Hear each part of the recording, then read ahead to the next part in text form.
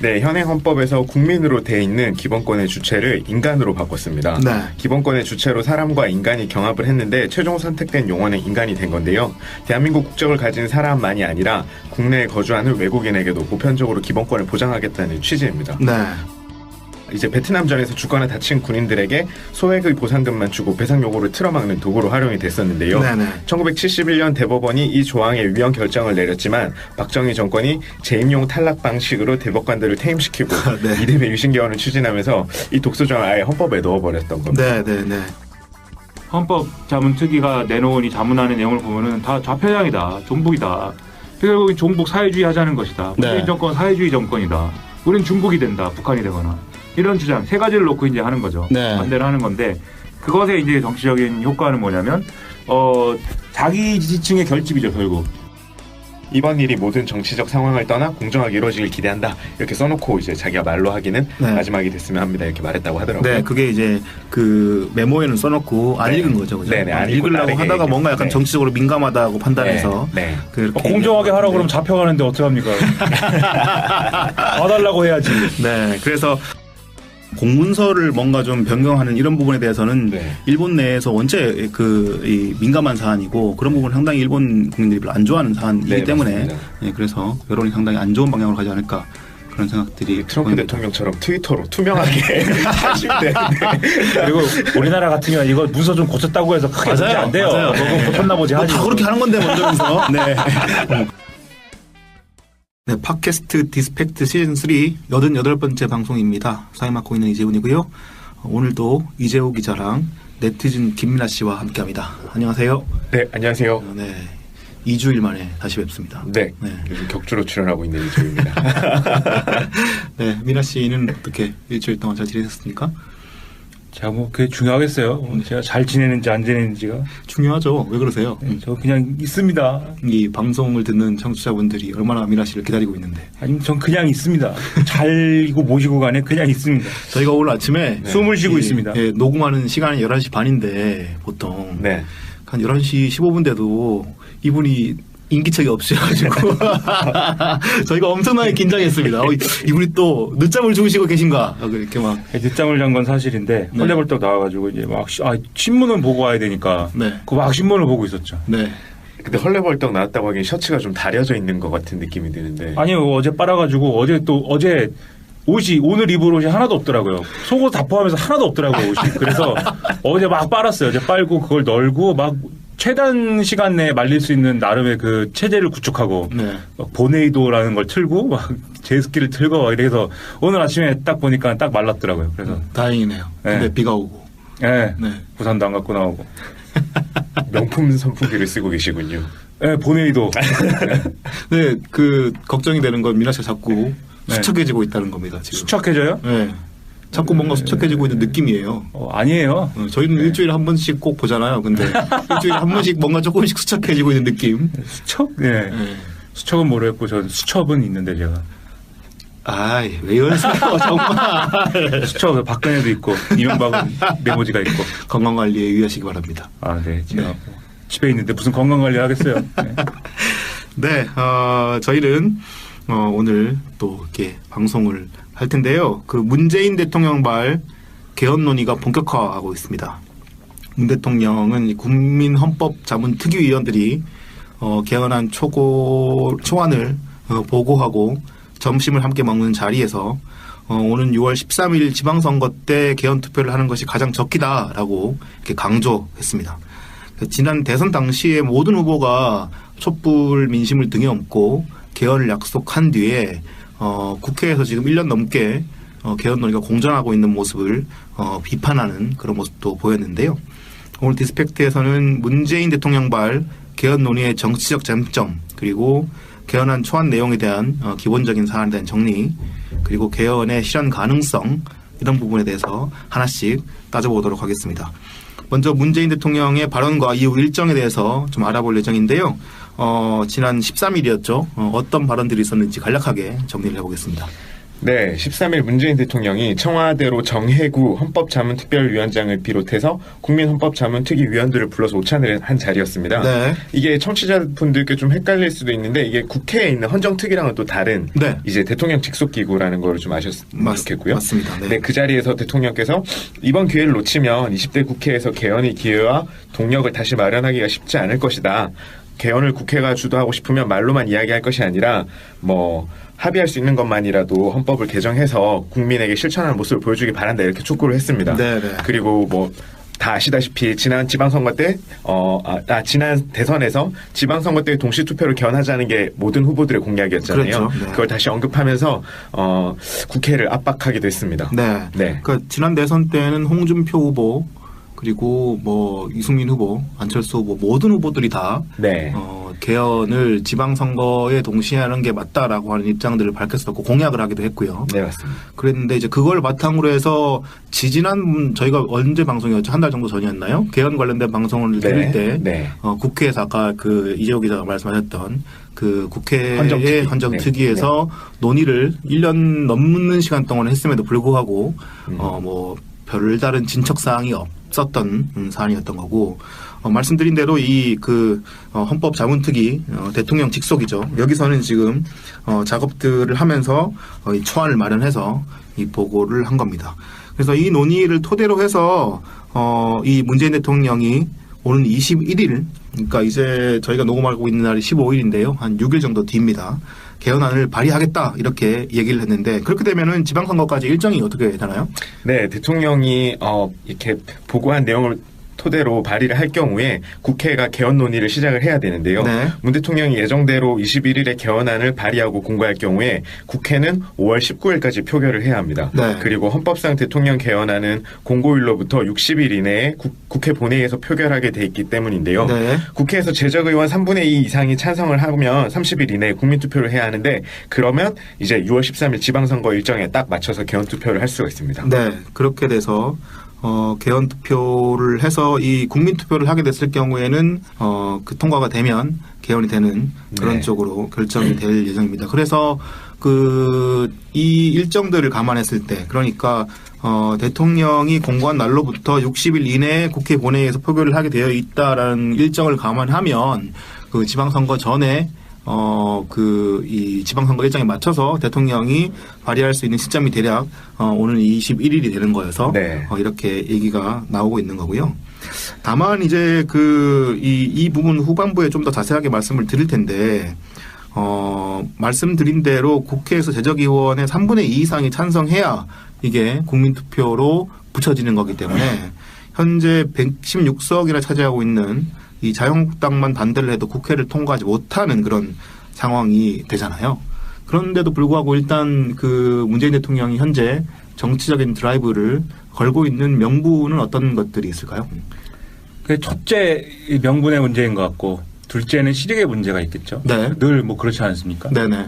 명분은 뭐 이제 약속했다 이거죠. 약속을 했는데 제가 볼 때 문재인 대통령은 임기 초에 자기가 이제 공약을 했거나 한다고 한 거에 대해서 물론 뭐 모든 대통령이 그걸 다 끝까지 지킬 수는 없겠죠. 네네. 하지만 임기 초부터 뒤집는 거에 대해서는 자기 자신이 굉장히 거부감을 갖고 있는 것 같아요. 네. 그래서 최대한 안 뒤집는 방향으로 뭐 안 뒤집을 수 없는 건들도 있었겠지만 안 뒤집는 방향으로 가려고 이제 하는 최소한의 어떤 노력이나 그런 방안들을 찾는다. 이게 이제 기본적인 생각인 것 같고. 네. 그래서 약속을 했으니까는 개헌을 해라.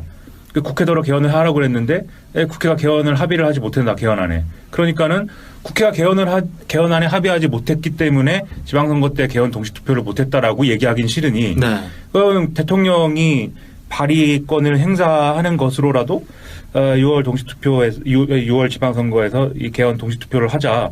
그러니까 거기가 이제 문재인 대통령의 명분이죠. 네. 그런 것이고 이제 실익의 관점에서 보면은 지금 이제 이렇게 얘기를 해서 부결이 되더라도 개헌이라는 건 뭐 어쨌든 간에 이제 좋은 뭐 대한민국을 더 좋은 나라로 만들자는 거 아닙니까? 네네. 어쨌든 간에 더 좋은 나라를 만들고자 하는 것이었는데 그걸 이제 반대하게 되는 게 자유한국당과 이제 그 일부 야당들이기 때문에 네. 그러면 이제 그 지방선거 구도는 굉장히 명확해지죠. 네. 개혁을 하고 싶은 사람과 개혁을 하기 싫어하는 사람. 네. 이렇게 명확해지기 때문에 그런 식도 있다라는 거를 청와대가 어느 정도 감안하고 이제 드라이브를 거는 것이죠. 네. 그렇군요. 그 얘기는 조금 있다가 그 자유한국당이 반대하는 논리들랑 이런 것들은 어떤 것이 있는지를 한번 같이 점검해서 조금 더 자세하게 한번 다뤄볼 예정인데요. 우선 그 개헌안 초안, 그러니까 헌법자문특위가 대통령에게 보고한 초안에 어떤 내용들이 있는지 한번 살펴보도록 하겠습니다. 어떤 내용이 있었나요? 네, 뭐 이 초안이 한겨레가 먼저 입수를 해서 지난주에 보도를 했었던 내용인데요. 네. 헌법자문특위가 이제 13일날 기자회견을 열고 발표한 내용을 보면 정부 형태를 대통령 4년 연임제로 전환하고 대통령 선거 결선 투표제 도입, 감사원의 독립기구화 등의 내용을 담아서 보고를 했습니다. 네. 뭐 개헌 논의 당시에 가장 큰 쟁점이었던 권력구조 형태에 대해서는 애초에 논의가 됐던 뭐 대통령 4년 중임제가 아니라 네, 네. 연임제를 보고를 한 건데요. 연임제는 뭐 한 차례 임기를 마친 뒤에 연속해서 한 차례 더 직을 수행할 수 있는 거고요. 그래서 연속 여부와 무관하게 전체에서 그러니까 뭐 생애에서 2번을 수행할 수 있는 중임제와는 조금 다른 개념입니다. 네네. 1987년 제정된 현행 헌법은 대통령의 임기는 5년으로 하며 중임할 수 없다고 정의하고 있는 현재는 그렇습니다. 네. 그러니까 이게 87년에 그 군사 정권을 오랫동안 겪고 민주항쟁으로 헌법을 바꾸면서 네. 그때 만들어진 그 대통령 단임제, 5년 단임제 그가 된 건데 이 부분을 좀 이제 개헌하면서 4년 연임제로 바꾸게 되면 지금 미국이랑 뭐 사실상 비슷해지는 맞습니다. 그런 제도가 되는 겁니다. 그래서 최대 임기가 8년이 되는 거고 이런 상황인데 이것도 좀 궁금하더라고요. 애초에 4년 중임제 얘기가 계속 나왔었고 예전에 뭐 문재인 대통령도 그렇고 여러 사람들이 4년 중임제가 물론 이제 문재인 대통령은 아주 초반에는 이 내각제 얘기도 했었었는데 후반부에서는 대통령 중임제, 4년 중임제로 좀 의견을 바꾸었었는데 다시 4년 연임제로 또 전환된 이유는 뭐라고 보면 될까요? 일단 뭐 내각제는 뭐 그렇게 뭐 무게를 실어서 하는 그런 얘기는 아닌 것 같고 네네. 왜냐하면은 내각제를 말할 때 반드시 정치제도 개혁을 붙여야 돼요. 네. 아마 문재인 대통령도 그런 취지로 이제 말한 적이 있는 것 같고 네.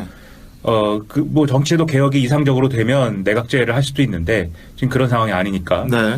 4년 중임제는 과거부터 이제 참여정부 시절부터 사실 이제 유력한 대안이라고 이제 얘기가 되었던 이제 제도이죠. 네. 그래서 그 당시에는 4년 중임제를 해서 예를 들면 국회와 이 대통령의 임기를 맞추고 그다음에 좀 이렇게 국민의 지지를 받는 행정부는 좀 정책적인 어떤 연속성이나 이런 거를 추구할 수 있도록 너무 또 5년마다 이제 모든 정책이 뒤집히고 그러면 안 좋으니까 그래서 이제 중임제가 필요하다 이렇게 얘기했거든요. 네. 그래서 지금 문재인 대통령도 그 연장선상에서 이제 4년 중임제를 얘기하는 거죠. 네. 그래서 4년 중임제보다는 연임제가 어감이 좋지 않아요? 아니 근데 그게 뭐 어떻게 보면은 뭐랄까요 대통령을 4년 신선하잖아요. 4년 하고 또 다른 대통령이 한 뒤에 그 뒤에 대통령이 되고 이럴 경우는 좀 우리가 지금 생각하는 상상에서는 좀 쉽지 않긴 한데 그래도 연임제 세상 일 뭐 어떻게 될지 어떻게 합니까? 네, 뭐 그건 푸틴 아저씨 보세요. 푸틴이 대통령을 2번 한 다음에 이제 우리는 이 연임이니까 네. 더 이상 못 하겠네요. 이런 다음에 내려가서 총리를 하고 네, 자기는 총리를 하고 자기 친구를 대통령으로 만든 후에 개헌을 하고 그다음에 자기가 다시 대통령이 되고 이런 일이 뭐 있어요. 뉴 노멀의 시대 아닙니까? 뉴 노멀의 시대. 네. 근데 아무튼 이제 4년 중임제를 얘기할 때 맹점이 뭐냐면 4년 중임제 좋은데 이제 그런 반론을 하는 거죠. 뒤에도 조금 얘기하겠지만은 개헌이라는 걸 대통령의 권력을 좀 줄이자. 제왕적 대통령제가 싫으니까 그 권력을 줄이자고 해서 얘기를 꺼냈는데 4년 중임제를 하는 것은 실질적으로는 대한민국의 어떤 풍토상 대통령 권력의 강화가 될 것이다. 지금 네. 5년 단임제가 아니라 사실상 8년 임기 대통령제가 될 것이다. 그리고 4년만 하는 사람은 예외적으로 이제 못한 사람이 4년만 하게 되는 것이고. 그래서 정상적으로 임무를 수행하는 대통령 8년짜리 대통령을 하자는 건데 임기 강화 아니냐 이렇게 얘기가 나오니 그거 이제 반론을 하기가 좀 궁하지 않습니까? 네. 그러니까는 뭐 그럴 수 있지만 하지만 조금 그러면 대통령 힘을 좀 빼볼까요? 그 연임만 하는 걸로? 네. 근데 저는 이게 좀 그런 측면에서는 그렇게까지 뭐 신박한 얘기라고는 생각 안 하는데 아마 그런 의미가 있을 거라고 추정은 합니다. 그런데 이제 그런 부분은 있을 수 있겠죠. 이제 대통령의 뭐 조금 있다가 저희가 대통령의 권한을 축소하는 여러 다른 그 개헌안들도 얘기는 드릴 텐데 일단 권력 구조에 대해서만 얘기를 하면 4년 연임제라고 하면은 5년 단임제는 어쨌든 5년 동안 하고 난 뒤에는 할 게 없으니까 네. 5년 동안 엄청나게 많은 것들을 하기 위해서 막 이렇게 이 드라이브를 걸 가능성이 커 보이고 그렇게 돼서 4년 연임제 같은 경우는 어쨌든 중간 투표, 그러니까 이 한 번의 투표로 재신임을 받아야 되는 거잖아요. 네. 그러기 위해서 좀 뭔가 드라이브를 강력하게 걸기는 좀 뭐 개혁 드라이브 이런 건 가능하겠지만 정치적으로 일방적인 어떤 방향으로 뭔가 권력을 쓰기는 좀 무리가 있어 보이잖아요. 그런 제도라면. 그렇게 생각할 수도 있는데 네네. 5년 단임제를 해봤지 않습니까?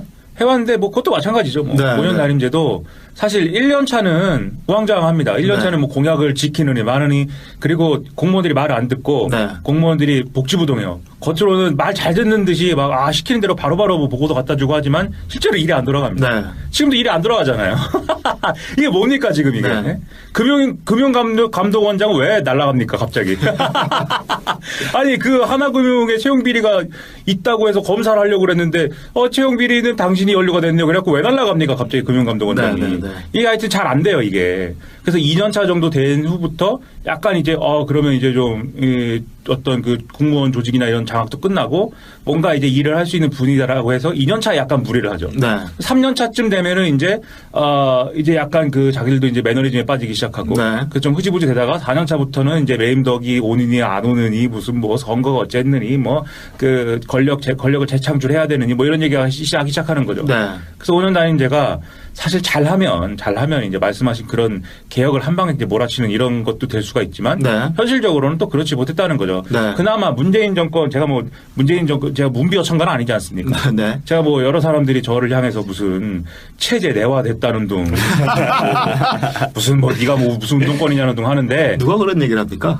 뭐 운동권들이 하죠. 되게 문바 아니냐는 둥 나한테 뭐 네. 문바고 말거나 난 신경도 안 쓰지만 아무튼 문재인 정권이 그나마 이제 참여정부 때 해봤기 때문에 네, 문재인 대통령 본인이 해봤기 때문에 좀 정리를 빨리 한 측면이 있어요. 네. 근데 아직도 이제 잘 안 돌아가죠 정부가 제가 볼 때는. 어쨌든 그래도 또 지지율도 당연히 높기 때문에 네. 거기에 대해서 강력하게 발언권이 그렇죠. 아주 세기도 하고. 예를 들면 지금도 무슨 무슨 외교부 패싱 얘기 나오고 그러지 않습니까? 네, 네, 네. 외교부 패싱이 뭐 청와대가 외교부를 싫어해서 그러겠어요? 외교부 장악이 안 끝나니까 그러는 거죠. 네. 외교부가 원체 좀 네. 말을 안 듣죠, 잘. 네, 자기들만 잘나고. 네, 조직 자체가 기본적으로 좀 네. 가장 잘난 이들이 모여 있는 조직이 외교부랑 기재부인데 네. 그 조직은 정말 그 청와대 말을 잘 안 듣습니다. 그렇죠. 그 기재부도 사실 원래 문재인 정권 스타일이면 경제부총리도 좀 개혁적인 어떤 인물로 시켜줬어야 되는데, 네. 어쨌든 관료 출신을 시킬 수밖에 없는 직책이기 때문에 그거를 벗어나질 못하는 거잖아요. 그렇죠. 네. 네, 그래서 그런 특성이 있기 때문에 뭐 그렇습니다. 네. 그래서 어쨌든 그 대통령 그 4년 연임제 물론 이제 문재인 대통령은 이 헌법 그 개헌 사안에 해당되지 않습니다. 왜냐하면 그 개헌 헌법 같은 경우는 대통령의 임기 연장이나 중임 변경을 위한 헌법 개정 같은 경우에는 개정 제한 당시에 대통령에 대해서는 효력이 없다 이렇게 규정하고 있기 때문에 네. 해당은 안 되지만 차기 대통령부터는 만약에 이렇게 개헌이 될 경우에는 최대 8년까지 임기가 이어질 수 있는 그런 상황입니다. 어쨌든 그런 것과 동시에 대통령의 권한도 여러 방향에서 축소하는 그런 개헌안을 내놨는데 어떤 내용들이 있을까요? 네, 헌법자문특위는 대통령제를 유지하는 대신에 저항적 대통령제로 불리는 이유가 됐던 부분들을 많이 빼기로 했습니다. 그 방안을 좀 살펴보면 일단 우선 심의기구인 국무회의를 의결기구화하기로 한 건데요. 네. 현재 대통령은 정부 권한에 속하는 주요 정책에 대해서 의결이 아닌 심의만 하는 국무회의 결정 사항에 대해서 따라야 할 의무가 없기 때문에 네. 뭐 국무회의가 자문기구 뭐 혹은 껍데기라는 지적이 계속 나왔었거든요. 네네. 그래서 국무회의가 의결기구가 되면 이제 대통령이 국무회의 의결 사항을 반드시 따라야 하기 때문에 그만큼 대통령 권한이 약화된다고 이제 자문특위는 보고 있는 거고요. 근데 이게 그 국무회의라는 데 자체가 대통령이 임명해서 네, 맞습니다. 국회의 동의를 받는 장관들이 그 국무회의 구성원들인데 네. 이렇게 모르겠습니다. 저는 이게 제도적으로 이렇게 좀 박지가 않아서 그런지 이게 그렇게까지 대통령 권한을 약화시키는 건지에 대해서는 잘 감은 안 서더라고요. 근데 이게 무슨 얘기냐면 국무위원이라는 게 결국 장관들 아닙니까? 네. 그리고 사실 국무회의는 뭐 대통령이 주재하지만 총리가 할 수 있어요. 네네. 그래서 이게 어쨌든 분권형 대통령제나 이런 게 필요하다고 하는 목소리에 어떤 결론은 정치적인 결론은 총리 권한을 강화하는 거잖아요. 네. 이거 이제 그런 차원에서 국무회의 얘기는 그런 차원에서 이제 이해할 수 있는 부분이 있는 거죠. 네, 그런데 이제 그런 부분에서 이렇게 반론이 나오는 것들은 그렇게 하려면 네. 국무총리를 대통령이 임명하는 것이 아니라 국회에서 다수당이나 뭐 이렇게 다수당과 연대하는 어떤 그런 연합 그 여당이나 이런 쪽에서 추천하는 것을 대통령이 임명하는 방향으로까지 개헌을 해야 되는 거 아니냐 이런 얘기도 일각에서 나오고 있는 것 같습니다. 그게 분권형 대통령제이기 때문에 네. 그거는 싫어요. 누가요? 문재인 대통령. 네, 그것이 분권형 대통령제니까. 근데 안 해요. 그거는 문재인 대통령 본인 임기 때 이루어지는 게 아니니까. 그 본인의 어떤 정치적 이해관계가 아니라 네. 그런 제도는 바람직하지 않다고 생각하고 않다고 생각한다. 네. 안 될 거라고 생각하는 것 같아요. 뭐라고 그랬냐면 국회에 대한 여론이 별로 안 좋으니까 그런 거예요. 그렇죠. 국회를 신뢰하지 않고 그리고 네. 지금 또 정치 제도상의 문제가 국회가 국민의 어떤 여론을 100% 정확히 반영하고 있다고 보지 않기 때문에 네, 네. 그런 경우에 오히려 통치 구조에서의 왜곡이 일어날 수 있다고 보는 것 같아요. 그래서 그렇군요. 그건 네. 싫어요. 네네네. 뭐 하긴 제가 보기에도 저도 기본적으로 제가 생각하는 정치 제도에서는 좀 더 그 총리 중심으로 내각 국회 중심으로 네. 운영하는 게 맞다고 보는데 자유한국당 같은 당이 있는 한국에서는 그게 정말 쉽지 않을 것 같다 이런 생각도 제가 생각하는 이상적 정치 체제는 프롤레타리아 독재 체제예요. 일당 독재. 운동권들을 위해서 너무 이렇게 좀 이렇게 그런 말들 하시는 거 아닙니까? 여러분 그냥 달래기 위해서? 여러분 웃고 마십시오. 그냥 뭐 제가 뭐라고 하든지 뭐가 중요합니까 이게. 네. 사면권 제한에 대한 내용도 담겠습니다. 네, 그러니까 특별 사면권을 대통령이 갖고 있는 특별 사면권을 제한하겠다는 건데요. 네. 지금 현행법상 일반 사면은 국회 동의를 얻어야 하지만 뭐 역시 특별 사면도 사면법에 따라서 법무부 장관이 위원장인 사면심사위원회를 구성을 해서 하긴 해야 되는데 네. 사실상 요식행위에 불과해서 그렇죠, 네. 특별 사면은 뭐 대통령 뜻대로 이루어져 왔던 거거든요. 네네. 그래서 이 부분을 이제 특별 사면 심사위를 법무부 장관 소속이 아닌 독립기구로 만들어서 대통령의 특별 사면권을 견제할 수 있도록 했습니다. 네. 네, 그리고 뭐 헌법특위는 또 현재 대통령 직속 기구여서 정치감사, 표적감사 논란을 빚어왔던 감사원을 대통령이나 국회 어디에도 속하지 않는 독립기구로 따로 떼기로 했습니다. 네. 또 더불어 대통령 선출 제도도 결선 투표제를 시택을 했고요. 네, 개헌안에. 결선 투표제에는 뭐 여러분들도 많이 아시다시피 네. 소수 정당 후보들도 중간에 기권하지 않고 1차 투표에서는 어쨌든 경쟁하게 해서 네. 그다음에 그 표를 결선 투표를 하게 되면은 그 1등과 2등이 경쟁하게 되겠지만 네. 그 3등 했던 사람이나 4등 했던 사람이 어떤 후보를 지지하느냐 여부에 따라서 네. 정치구도가 바뀔 수 있고 그래서 소수 정당들의 후보들이 목소리를 높여서 정치적인 어떤 그런 결과물을 얻을 수 있는 그런 제도라서 예전부터 많이 도입을 얘기가 됐었는데 네, 이번에 또 국민의 뭐 30%만 지지를 받은 대통령이 지금 대통령이 되는 상황을 타개하기 위해서 지금요? 이 부분 무슨 말씀하시는 겁니까? 그러니까 지금 현법에서 이제 그렇게 됐던 적이 있어서 네, 네. 그런 상황이 있으니까 큰일 날 뻔했네. 결선 투표제를 채택하기로 이렇게 했다고 합니다. 또 하나 더 그 대통령의 조약 체결권에 대한 국회 견제력 이런 것도 좀 키운다 이런 얘기가 있었습니다. 네, 현행 헌법 60조에는 국회가 상호 원조, 안전보장, 주권의 제약 등 8가지 조약에 대해서만 동의권을 행사하도록 돼 있는데요. 이에 대해 헌법특위는 조약에 대한 국회 동의권을 헌법이 아닌 법률로 정해서 대통령이 세부적인 법 절차를 밟아 조약을 체결하도록 했습니다. 네. 그러니까 국회 비준 동의를 받아야 하는 조약의 범위가 확대된 겁니다. 네. 그런 쪽으로 네. 여러 가지 그 제도들이 바뀌었는데 일단 대통령의 권한 특히나 그 특별 사면권을 견제하는 제도고는 좀 눈에 띄더라고요. 네. 이전부터 원체 특사에 대한 논란이 많았고 그 특사가 주로 경제인을 사면하는 방식으로 많이 권력을 뒷거래. 쓰는 네. 바람에 네. 거기에 따른 이야기들이 넘치 많았고 뭐 아시다시피 최근까지 논란했던 이건희 회장 같은 경우도 네. 뭐 진짜 법 판결문에 잉크도 받기 전에 특사로 나오는 이명박 대통령이 이렇게 해줬었죠. 그런 일도 있었고 여러 어쨌든 경제인들을 중심으로 한 특별 사면이 원체 그 국민들의 박탈감을 많이 유도하는 그런 방식으로 이루어졌기 때문에 견제가 좀 충분히 있어야 된다 이런 여론들이 있었고 그게 반영이 된 것 같습니다. 기본권 문제에 대해서도 이거는 이제 저희가 앞서 말씀드렸던 것은 대통령의 권한을 축소하고 대통령을 어떻게 뽑느냐 또 대통령의 임기를 어떻게 하느냐 이런 권력 구조의 문제였다면 네. 우리 일상에 훨씬 더 영향을 끼칠 수 있는 기본권 문제에서도 많은 것들이 바뀐다 이런 안이 나왔습니다. 어떤 내용들인가요? 네, 현행 헌법에서 국민으로 돼 있는 기본권의 주체를 인간으로 바꿨습니다. 네. 기본권의 주체로 사람과 인간이 경합을 했는데 최종 선택된 용어는 인간이 된 건데요. 대한민국 국적을 가진 사람 사람만이 아니라 국내에 거주하는 외국인에게도 보편적으로 기본권을 보장하겠다는 취지입니다. 네. 뭐 여기에 대해서는 또 반발도 만만치 않은 것 같아요. 제가 홈페이지를 아침에 들어가 봤더니 어떤 내용이 반발일까요? 뭐 약간 좀 보수적인 분들께서 이걸 우리나라 국민으로 제한해야 한다고 이렇게 주장하시는 이렇게 댓글들이 많이 달렸더라고요. 네. 그 부분에 대해서.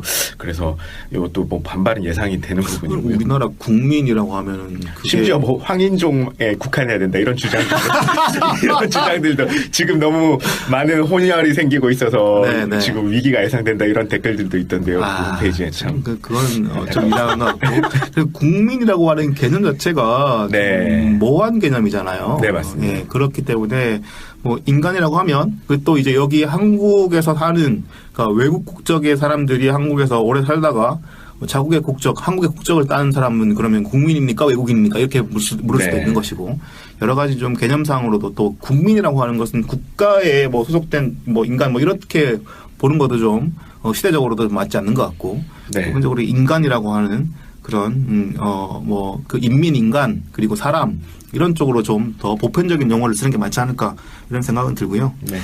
영장 청구권 검찰이 이 부분에 대해 상당히 좀 반발하고 있는데 검사의 독점적인 영장 청구권을 삭제한다 이런 얘기도 있었습니다. 그 얘기는 네. 무슨 얘기인가요?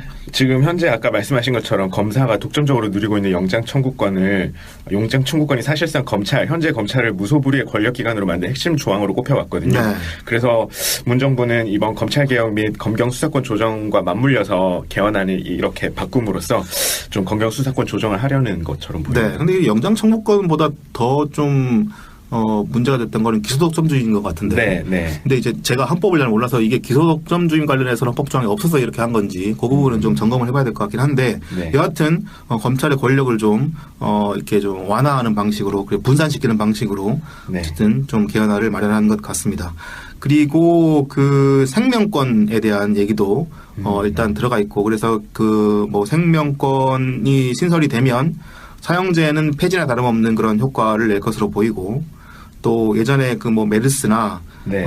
또 세월호 참사 같은 그런 일이 생겼을 때 국가가 그 위험에 처해 있는 국민을 어떻게 안전하게 보호할 수 있을까에 대한 그런 세부적인 법률 조항들이 이 헌법을 바탕으로 많이 만들어줄 수 있을 것 같다 이런 얘기들을 좀 할 수 있을 것 같고요. 이게 생명권의 이제 기본적인 윤리적인 토대는 좀 고통을 최소화한다는 네. 그런 내용이거든요. 네네. 그래서 생각기에는 동물권도 보장하는 방향으로 나아가지 않을까 그렇게 생각이 되는 부분입니다. 네, 그렇게 되겠네요. 네네. 예, 그래서 그 검찰의 권력 축소 문제 이런 부분에 대해서 좀 더 이제 얘기를 해보기 전에요. 일단 그 이 군인과 공무원 이 부분도 좀 기본권 문제에 해당되는 것 같은데 그 명령 수행 과정에서 상해를 입어도 예전에는 국가를 상대로 배상 청구를 못했었잖아요. 네네. 헌법상 그 부분 어떻게 바뀌나요? 네, 군인 공무원이 명령 수행 과정에서 상해를 입어도 국가를 상대로 배상을 청구할 수 없다고 했던 헌법 29조 2항은 삭제가 됩니다. 네. 1967년 제정된 국가배상법에 처음으로 등장한 이 조항은 이제 베트남전에서 죽거나 다친 군인들에게 소액의 보상금만 주고 배상 요구를 틀어막는 도구로 활용이 됐었는데요. 네네. 1971년 대법원이 이 조항의 위헌 결정을 내렸지만 박정희 정권이 재임용 탈락 방식으로 대법관들을 퇴임시키고 네. 이듬해 유신개헌을 추진하면서 이 독소 조항을 아예 헌법에 넣어버렸던 겁니다.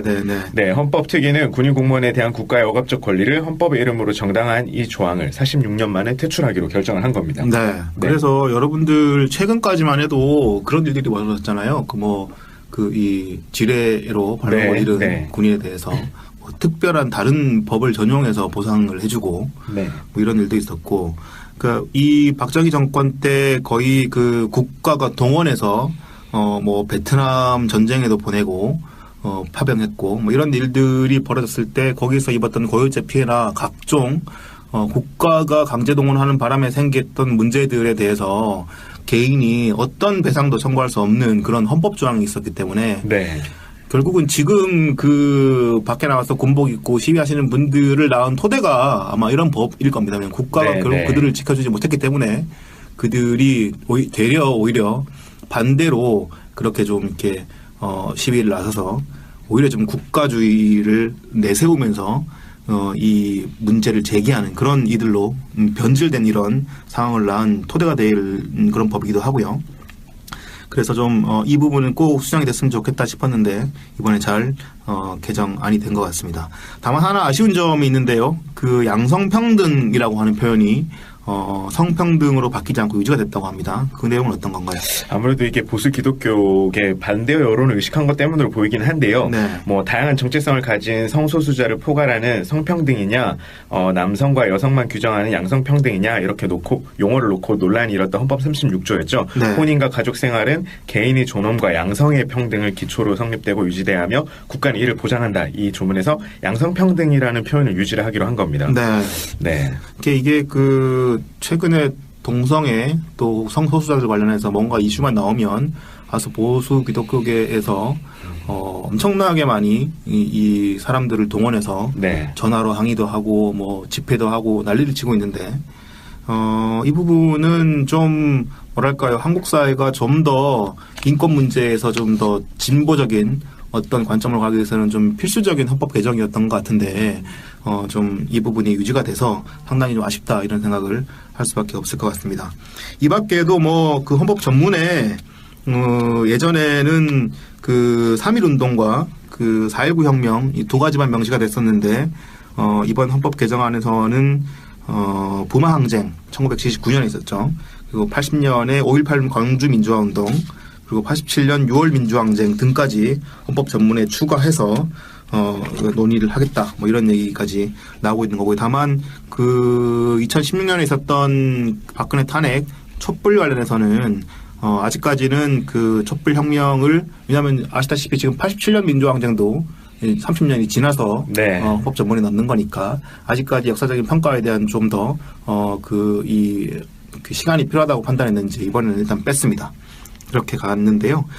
아까 제가 잠시 뒤에서 말씀드리겠다고 했던 부분이 이 검찰 개혁 문제인데, 아까 영장 청구권을 독점하는 것을 이제 없애겠다라는 조항으로 넘어갔는데, 이게 지금 여러 부분에서 지금 국회에서 벌어지고 있는 사개특위 그 사법개혁 특위하고 연결이 되어서 검찰이 지금 살짝 그 현재 개혁 방안에 대해서 반발하는 그런 모습도 보이고 있습니다.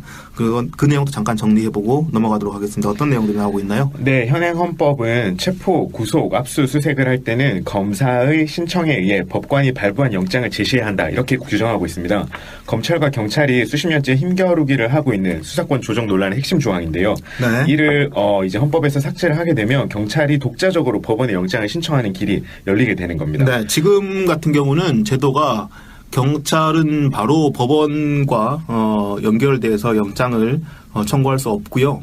그래서 경찰이 만약에 영장을 신청하면 그거를 신청하는 대상은 검찰입니다. 그래서 검찰을 거쳐가지고 검찰이 그 영장의 적정성 여부를 판단한 뒤에 그걸 법원에다가 청구하는 그런 하나의 단계를 거쳐야 되는 건데, 이 헌법이 바뀌게 되면은 경찰이 독자적으로 바로 법원에 영장을 뭐 이것도 청구라고 봐야 되겠죠? 청구할 수 있는 그런 길이 열리게 되는 겁니다. 경찰이 청구하고 검찰이 신청하는 거 아니고요? 네?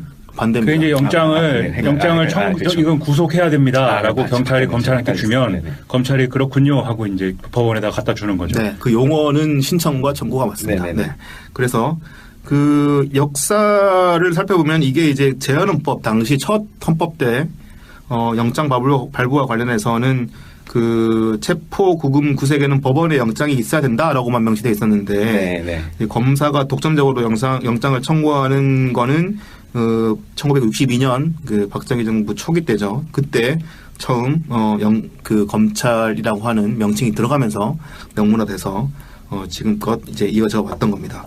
근데 이제 이게 그 5.16 군사 쿠데타 뒤에 정권을 유지하자는 목적으로 검찰의 어떤 권력을 강화하는 방향으로 도입됐던 그런 조항이기 때문에 계속해서 바뀌어야 된다, 뭐 이런 얘기들이 계속 나왔었고, 그런 측면에서 기본권 침해를 방지해야 된다, 뭐 이런 얘기들도 나왔던 사안인데, 지금 이런 논의에 더불어서 아까도 말씀드렸다시피 국회 사법개혁 특별위원회도 진행 중인데, 문무일 검찰총장이 업무 보고를 하면서 일단 개혁에 반발하는 모양새, 반발까지는 아니지만 좀 태클을 놓는 모양새를 보였습니다. 어떤 내용인가요? 네, 문무일 검찰총장은 검경 수사권 조정 문제에 대해서 검사의 사법 통제가 폐지되면 사법경찰의 수사 과정에서 발생할 수 있는 국민의 기본권 침해, 수사 오류에 대한 즉시 시정이 불가능하다면서 반대 입장을 강하게 밝혔습니다. 네. 검찰은 경찰의 수사 종결권을 경찰의 수사 종결권을 부여하는 것에 대해서도 경찰이 수사한 사건은 모두 검찰로 송치해야 한다는 원칙을 내세웠는데요. 네. 뭐 검찰의 영장 심사 권한에 대해서도 경찰의 강제 수사로부터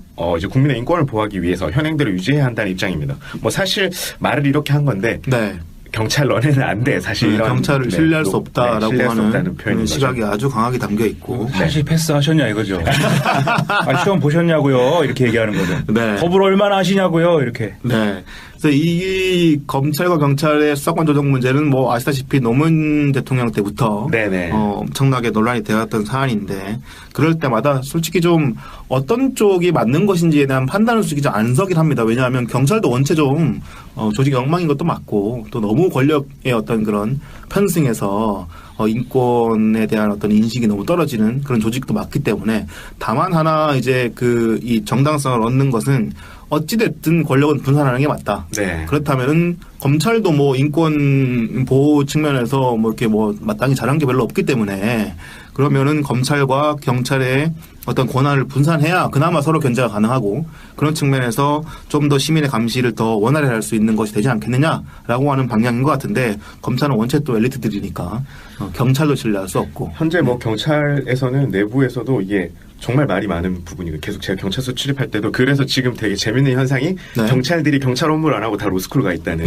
재밌는 얘기가 있는데요. 진짜 한 서에 몇십 명씩 다 로스쿨을 가 있습니다. 아 그래요? 네, 네. 그래서 그게 공무원법상 위법하기 때문에 네. 그때 한번 기사도 쓰고 했었는데 네네. 그만큼 이제 이들이 수사권이 이제 없는 거에 대해서 굉장히 열등감이 있고요. 그리고 또 뭐 이 기원을 이제 그 고등경찰에서 찾는 사람들도 있어요. 네네네. 저희가 일본 식민지였을 때 이제 고등경찰에 대한 국민적 안 좋은 감정이 있어서 경찰에게 권력을 주는 거에 대해서 조금 소극적이다는 얘기도 있고 네. 경찰 조직에서 좀 많이 대안으로 제시하는 건 일본 모델이에요. 네. 일본 같은 경우는 수사 이제 기소권이나 이런 걸 다 경찰이랑 다 같이 가지고 있거든요. 네네네. 그리고 실제로 일본도 경찰 대학은 굉장히 우리나라처럼 가기가 힘든 대학이고 네네. 그리고 실제로 대학은 이제 그래서 경찰들이 다 자부심이 있는데 이제 검찰하고 약간 동등한 수준에서 대화를 하고 있다고 일본에서는 많이 회자가 되죠. 네. 하지만 우리나라에서도 역시 경찰대가 일반 뭐 서울대 법대만큼 가기 힘든데 결국 나와서 보면은 내가 그렇게 공부 잘해서 갔는데 나중에 나오면은 검찰한테 다 밑에 있으니까 발 밑에 있으니까 그거에서 계속 반발하고 있는 상황인 것 같아요. 네. 그거에 대한 검찰의 대답은 딱 사실은요 이렇게 하는 거죠.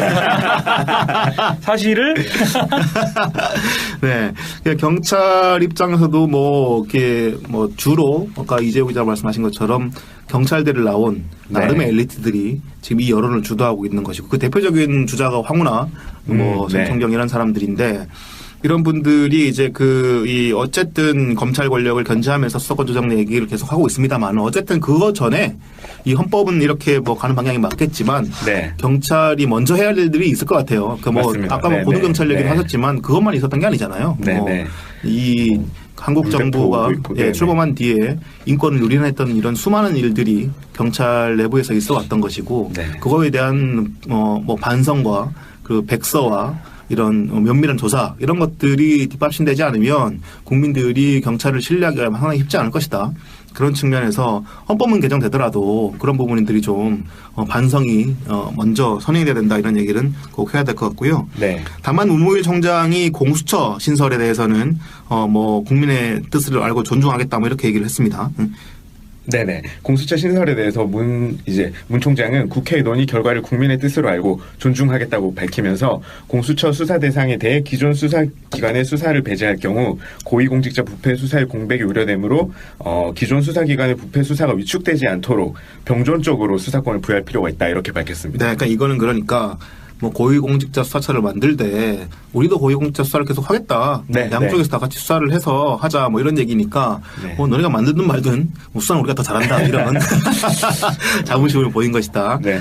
이렇게 볼 수 있을 것 같은데 어쨌든 좀 이런 검찰 내부에 있는 이런 좀 뭐랄까요 독점적 엘리트주의 이런 부분들은 이번 기회를 빌어서 좀 깰 필요가 있을 것 같습니다. 그 공수처는 그 얘기를 했어요. 공수처를 도입을 하려면 위헌적 요소를 배제해야 된다 그랬어요. 네. 위헌적 요소가 뭐냐 그 얘기죠. 그러니까 수사라는 거는 국민의 기본권을 제한하는 것인데 어쨌든 간에 국민의 기본권을 제한하는 요소를 포괄하는 것인데 그것은 대통령이 책임을 지는 것이고 네. 대통령을 수반으로 하는 행정부의 몫이다. 그래서 검찰은 검찰청이고 법무부 산하에 있으니까 행정기관 아닙니까?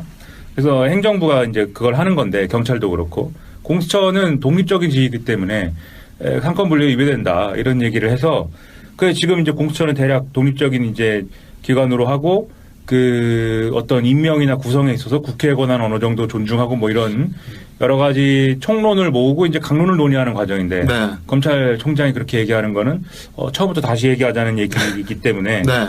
예, 그 또 욕먹고 청와대는 불쾌하고 뭐 이런 상황이 되고 있죠. 네. 하여튼 뭐 검찰은 지금 검찰이 그 뭐 박근혜 전 대통령 수사나 또 이명박 전 대통령 수사나 이런 것들을 봤을 때 나름 뭐 이 문재인 정부에서 원하는 방향으로 수사를 하고 있는 것처럼 보이지만 이들은 결국은 정치적인 목적을 위해서 상당히 움직이는 조직이기 때문에 이들을 본인들의 어떤 그런 이해관계 이거에는 철저하게 엘리트적인 모습을 보여서 이거는 뭐 문재인 대통령이 원체 그 부분에 대한 문제의식이 강한 그런 대통령이기 때문에 제대로 한번 좀 눌러줄 필요가 있지 않나 이런 생각이 아까 이준 기자께서 말씀하셨는데 외교부랑 기재부가 엘리트가 가장 많다고 했는데 그들이 열등감을 갖고 있는 게 검찰입니다.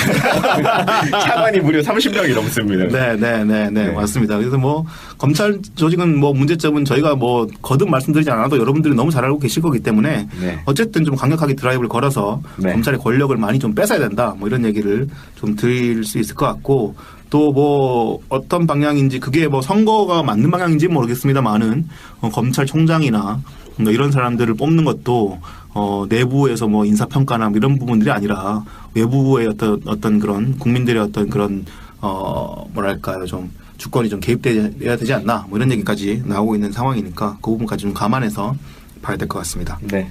네. 조금 그 헌법 내용으로 가면서 조금 돌아왔는데요.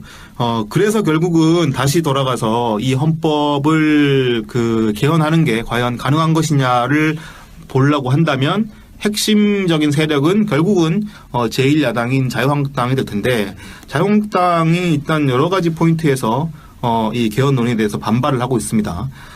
일단 어떤 근거를 통해서 반발을 하고 있는지 어떤 말들을 하고 있는지 정리를 하고 민하 씨 분석을 들어보도록 하겠습니다. 어떤 얘기들을 하고 있나요? 네, 한국당 김성태 원내대표는 국회가 개헌 논의를 하고 있는데 그 중간에 대통령이 개헌안을 발의한 것이 대한민국 헌정사의 오점으로 남을 뿐이라고 이렇게 폄하하면서 이는 국민 개헌을 걷어차는 포갑이라고 저항했습니다. 네. 개헌안 초안에 4년 연임제가 담긴 것과 관해서는 김 원내대표가 말하기를 개헌의 본질은 제왕적 대통령의 권력 종식인데 4년 연임으로 가겠다는 건 제왕적 권력을 유지하겠다는 비열한 작태, 뭐 기만 쇼에 불과하다 이렇게 얘기를 했습니다. 네. 같은 당 정의경 대변인은 문 대통령이 청와대발 일방독주 개헌에 본격적인 닻을 올렸다고 얘기하면서 불과 한 달 만에 만든 졸속 개헌안을 들고 국회를 압박하고 있다고 비판하기도 했고요. 네.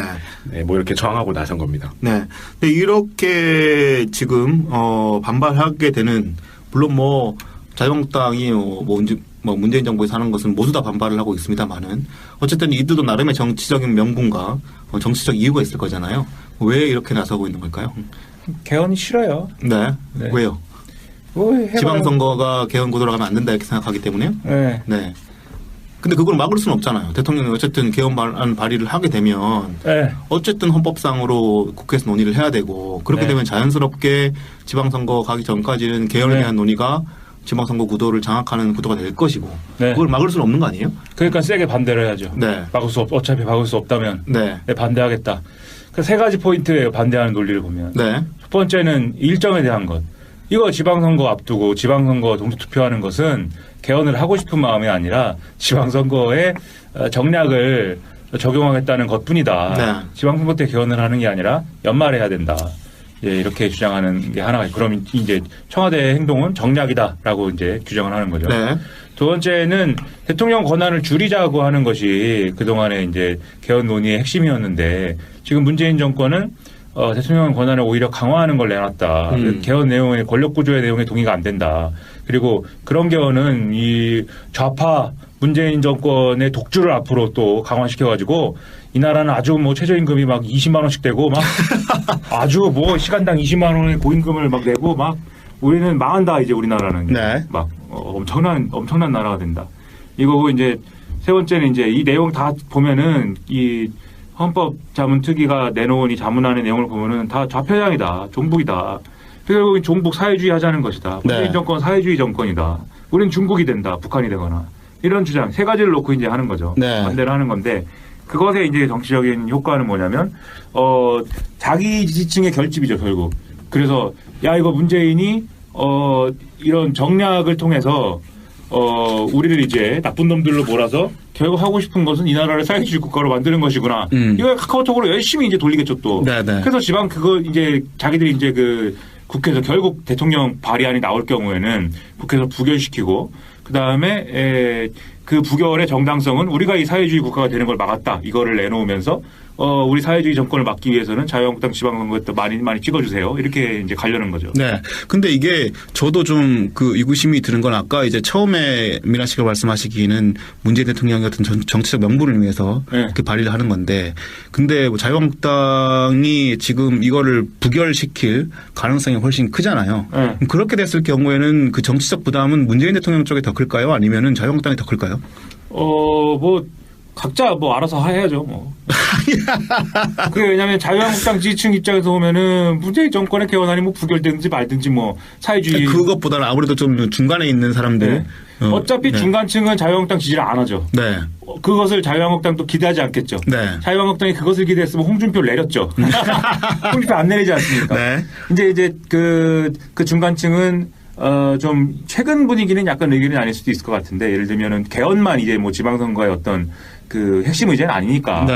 지금 뭐 미투 운동의 효과도 있고 그렇죠. 네. 그다음에 또 뭐 실이기 오가는 문제도 있고 예를 들면 뭐 가상화폐, 그다음에 부동산 정책, 그다음에 뭐 유치원 영어 교육 등등부터 시작한 뭐 교육 정책, 그다음에 무슨 하여튼 이런 실제적인 이익과 직결된 이런 수도권 사람들이 민감한 그런 의제들이 또 따로 있기 때문에 네. 그런 것 때문에 이제 오가는 이제 마음도 있겠지만 개헌과 관련해서는 대통령이 공약을 해놓고 그 공약을 지키려고 최선을 다해 노력했는데 국회가 발목을 잡았군요. 이게 이제 되기 때문에 국회 부결에 의한 어떤 그 효과는 그 실익은 중간층의 어떤 입장에서만 본다면 문재인 대통령에게 더 실리겠죠. 그렇군요. 애초에 네. 거기는 자유한국당 지지를 안 할 가능성이 높은 거죠, 이번. 네, 그렇죠. 그런데 다만 이제 그런 부분이 있을 수 있겠죠. 이제 그 문재인 대통령이 유리하게 가겠지만, 자유한국당을 지지할 수는 없지만, 또 어쨌든 중간층에 있는 다른 정당들이 있잖아요. 다른 야당들이. 네. 물론 그 정당들도 자유한국당만큼 지지율은 높게 올라오고 있지 않습니다만은 네.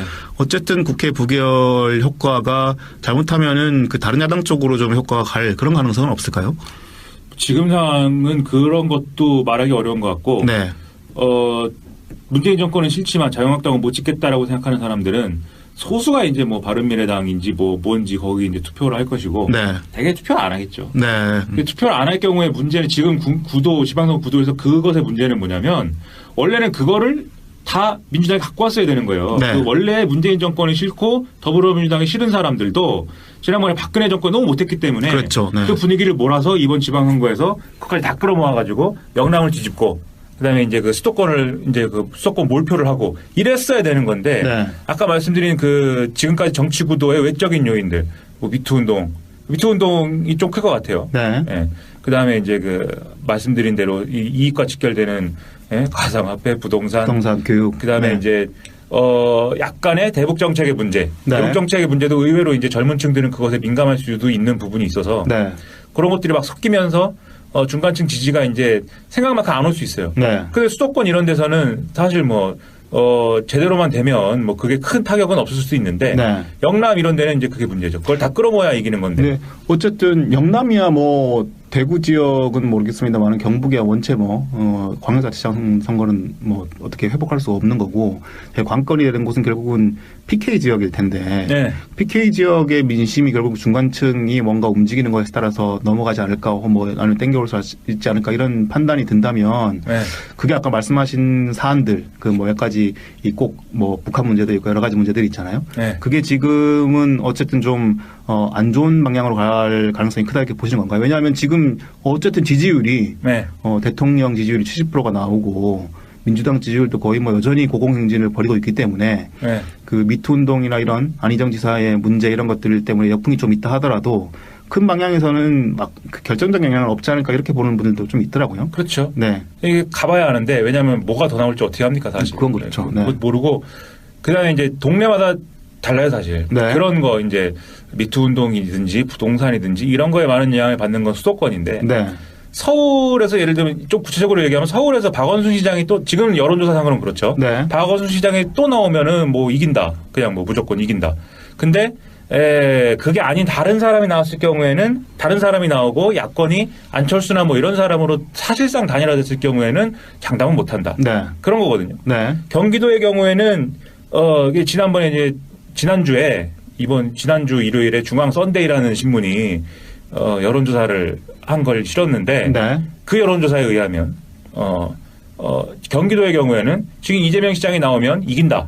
남경필 이긴다. 네. 그런데 이재명 시장이 아닌 다른 후보가 나왔을 경우에는 질 수도 있다. 그리고 영남의 경우에는 아슬아슬한데 뭐 이길 수 있다. 네. 이렇게 쭉 결과가 나오는 거거든요. 네네. 충남의 경우 예를 들면 충남의 경우는 박수현 전 대변인이 나오면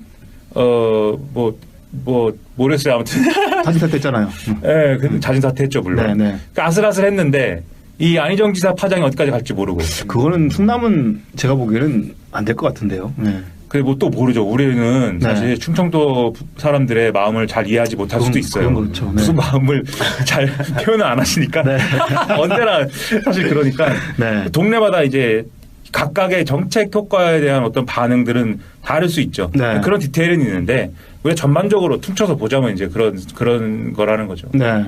충남은 좀 연이어서 전 박수현 전 대변인 같은 경우는 좀 억울하게 자진 사퇴를 했다고 보는 상황인데, 근데 뭐 어쨌든 그렇다 하더라도 연이어서 네. 안희정 전 지사의 어떤 문제 이거는 좀 클 것 같고, 거기에 박수현 대변인까지 어쨌든 자진 사퇴함으로써 사실상 충남 지역은 지금 상당히 힘들어지지 않았나. 충남은 미투 운동의 영향력이 크게 된 것이고, 그렇죠. 그 동네가 네. 무슨 그래서가 아니라 안희정 전 지사 사건 때문에. 그렇죠. 네. 경기도 이런 데는 이제 부동산 문제가 좀 있을 것이고, 네. 서울은 뭐 지금 강남은 오히려 약간 그래도 뭐 눈치 보면서 이제 있는데 그 외의 강남 외에 쉽게 말하면 2순위권에 있는 재건축 대상 지역들 뭐 양천구, 네. 무슨 뭐 저기 노원구 이런 데서 지금 난리가 나고 있는 네, 것이고 네, 네. 어떻게 될지는 모르지만 목동은 아마 똘똘 뭉친 것 같습니다. 지금 네. 제가 목동에 많이 다니지 않습니까? 네네네. 플랜카드 걸고 난리 났습니다. 지금. 거기는 저희가 이제 함께 사는 분이 네. 예전에 거기 살았거든요. 네. 그 동네는 재건축에 목숨 거는 지역이어서 네. 예, 만약에 그 재건축 문제가 지금처럼 계속 이어지면 그 지역은 아마 똘똘 뭉쳐서 그리고 또 네. 목동이라는 데가 어딘가 교육 문제가 있는 데야 거기가. 그렇죠. 네. 그러니까 그렇게 이제 수도권 이슈죠 사실 그런 것들이. 그래서 각각의 이슈들이 영향을 미치는 게 서로 다르긴 하지만. 네. 그다음에 뭐 지난번에 얘기했듯이 가상화폐는 주로 젊은층이고 네. 노년층들은 안 할 테니까 잘. 네, 네. 물론 하는 사람도 있습니다. 그런 차이들이 있으니까. 그런데 어쨌든 뭐 부정적인 영향을 준다는 것은 우리가 고려할 수 있다는 거죠. 네, 네, 네. 지방선거, 마지막으로, 자유한국당이, 예전에 이제 민아 씨가 계속, 지금 약간 좀 지방선거 얘기로 넘어와 있는데, 자유한국당은 어쨌든 서울시장 후보를 아직까지 물색하지 못했는데, 최근에 이제 거론되는 인물은 이석연 전 법제처장, 그리고 오세훈 시장도 여전히 거론되고 있고, 그 정도가 얘기가 나오고 있는데, 이석연 전 법제처장이 지금 상당히 출마를 고민하고 있다, 이런 얘기를 하더라고요. 네. 영향이 있을까요? 누군지 아세요? 누군지 몰라요. 그분은 항상 무슨 본인을 약간 합리적 보수의 스탠스로 항상 네. 얘기를 하시던데 그냥 보수주자 아니에요? 무슨 합리적 보수야?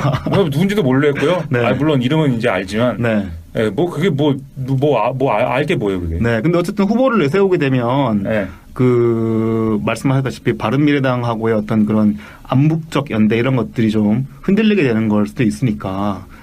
사실 알게 뭡니까? 그게 그 김병준 얘기도 있고. 네, 김병준 씨도 얘기 나오죠. 아직도 황교안 얘기하는 사람도 있고. 네. 오세훈은 안 나올 것 같고. 네. 왜냐면 지난번에도 말씀드렸듯이 서울시장을 뭘 또 합니까, 그걸. 네. 더 큰 데로 가야죠, 오세훈은. 네, 네. 그래서 이제 박원순 서울시장 같은 경우는 지금 민주당 내부에서는 어쨌든 지지율도 제일 높고 그리고 지금 뭐랄까요 민주당 내부의 경선을 나올 만한 후보들이 한 명씩 네. 민병두 의원도 민병두 의원직 의원은 사퇴를 안 한다고 안 하는 것이고요. 네. 정봉주 전 의원 같은 경우는 서울시장 출마는 강력하게 얘기를 하고 있지만 아직까지 복당 절차가 남아 있고 네. 그리고 박영선 의원 같은 경우는 올림픽 때 한번 이미지를 망쳐서 상당히 좀 곤란한 상황이고 또 게다가 민주당 내부에서 그렇게 네. 어쨌든 비주류잖아요. 그래서 네. 좀 가능성이 떨어질 것 같고. 이른바 친문의 표심 이런 거 많이 이제 평론가들이 얘기하는데 네. 원래 이제 소위 친문이라고 불리는 그 정치적 흐름은 박원순 서울시장도 그렇게 뭐 열광적으로 좋아하거나 그렇지는 않아요. 그렇죠. 그러나 우상호, 박영선 이런 사람들보다는 차라리 네. 박원순이 하는 게 낫지 않은가.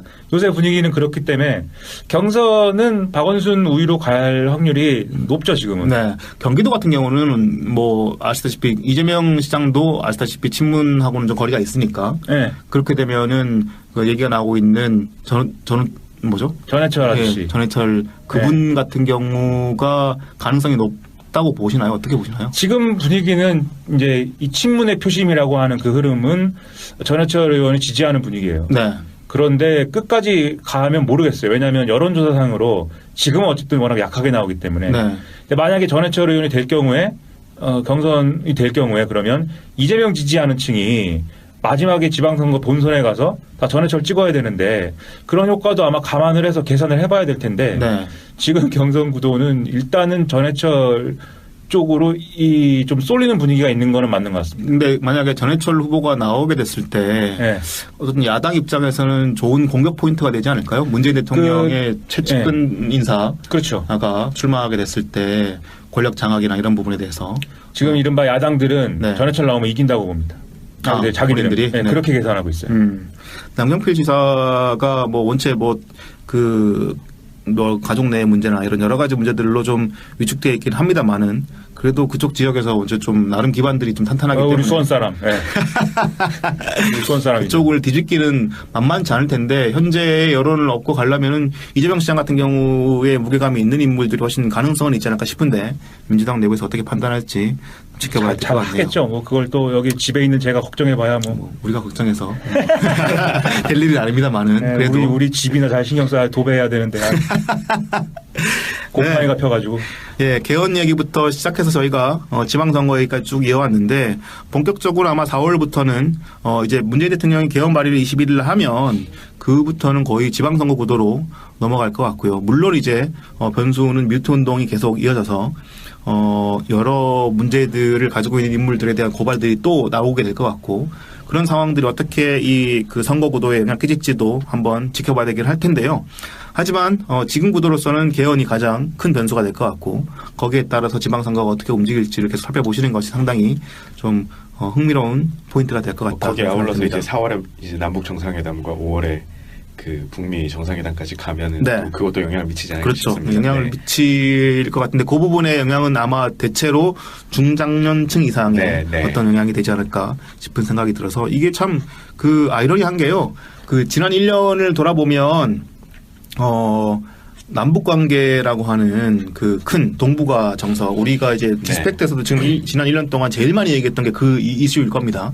그게 원체 좀 거대한 이슈이고 중요한 이슈이기도 하니까 그런 부분들에 대해서 문재인 정부가 집중해서 지금 꽤나 훌륭한 성과들을 냈는데 이게 사람들이 지금 상환하는 그런 실생활 문제, 아까 말씀드렸던 교육 문제 그리고 부동산 문제 이런 문제들하고의 어떤 거리감이 좀 있다 보니까 실질적으로 이 투표 민심에 대한 어떤 얘기들이 어떻게 이 작은 실생활 문제와 연결돼서 나올 것인지에 대한 관심들이 상당히 좀 이어질 것 같아요. 그래서 좀 뭐 5월쯤에 북미 정상회담이 끝나고 그 이후에도 계속 뭐 동북아 문제는 이어지겠지만 문재인 정부가 2년 차에 접어들었을 때는 조금 더 이런 교육, 복지, 부동산 이런 문제에 조금 더 집중해서 뭔가 집중 정책들을 내놨으면 좋겠다 이런 바람들이 좀 있습니다. 네, 저희는 본인의 바람이라는 거예요? 저의 바람입니다. 아, 네. 네. 안 되나요? 네, 아니 뭐 네. 하지 말까요? 아닙니다. 아, 너무 좋습니다. 야! 비꼬지 마시고요. 야! 네. 여하튼 그렇고 저희는 잠깐 쉬었다가 여의도 동물원에서 여의도 동물원 얘기보다는 이명박 그리고 미국과 일본 얘기를 좀 해보도록 하겠습니다. 오늘은 서초동 동물원. 서초동이 아니라 전 세계 동물원이죠. 세계 동물원. 우리 집 동물원. 우리 집에서 한 생각. 네, 조금 이따 봬요.